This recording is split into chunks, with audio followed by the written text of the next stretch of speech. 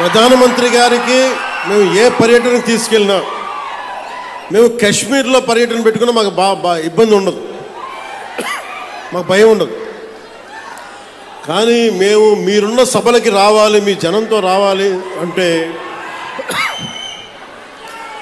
మేము దాని మీ ఉత్సాహాన్ని ఎలా ఆపాలో తెలియట్లేదు మాకు.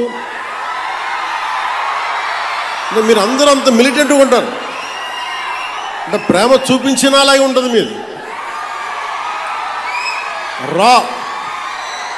చాలా రా లవ్ మీరు.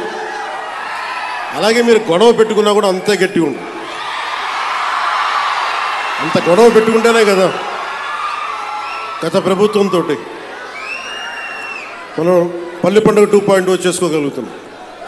కానీ మీరే లేకపోతే, మీ ఉత్సాహమే లేకపోతే, మీ తెగింపే లేకపోతే ఈరోజు కుటుంబ ప్రభుత్వం ఈ పరిస్థితులు అయితే ఉండేది కాదు. గంటాపదంగా చెప్పండి.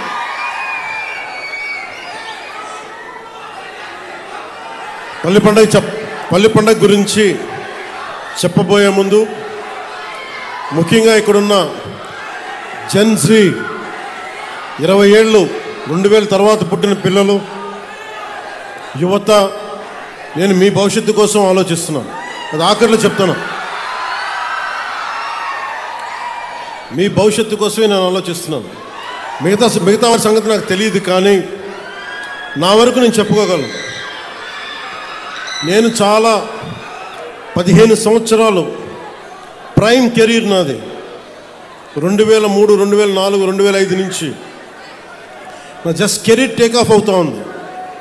ఎవరైనా సరే ఒక 50-55 ఏళ్ళు వచ్చాక పాలిటిక్స్ గురించి ఆలోచిస్తారు. నేను ఎర్లీ 20స్లో 20 వయసులో ఉన్నప్పుడు ఆలోచించాను. దేనికంటే నేను వచ్చే తరం కోసం ఆలోచించాను, పుట్టబోయే తరం కోసం ఆలోచించాను.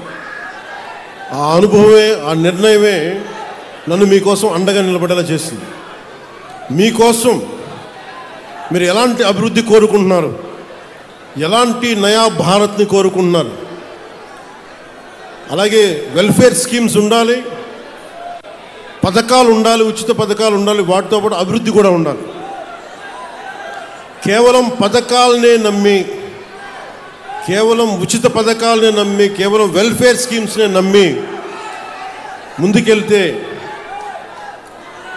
అది ఎంతవరకు సాధ్యపడద్దో నాకు తెలియదు. ఎందుకంటే కేవలం వెల్ఫేర్ స్కీమ్సే ఓట్లు తీసుకురావు. బీహార్లో కూడా మనం చూసాం. బీహార్ ఎన్నికలు కూడా ఒక్కొక్కరు అన్ని లక్షల ఉద్యోగాలు ఇచ్చేస్తాం అన్నీ చెప్పినా కానీ వాళ్ళు ఎందుకు ఆర్జేడీ లాంటి పార్టీని ఎందుకు గెలిపించలేదు అంటే ఈ జనరేషన్ మేల్కొంది, ఈ జెన్జీ, ఈ కొత్త తరం మేల్కొంది. మేము మిమ్మల్ని రకరకాలుగా విడగొట్టి విభజించి పాలిస్తే మీరు నమ్మడానికి సిద్ధంగా లేరు. ఇది నేను 2004లో నేను గ్రహించాను. పుట్టే తరం, పుట్టబోతున్న తరం కొత్త తరం, అది నవతరం, అది రక్తాలు సలసల కాగే యువతరం, అది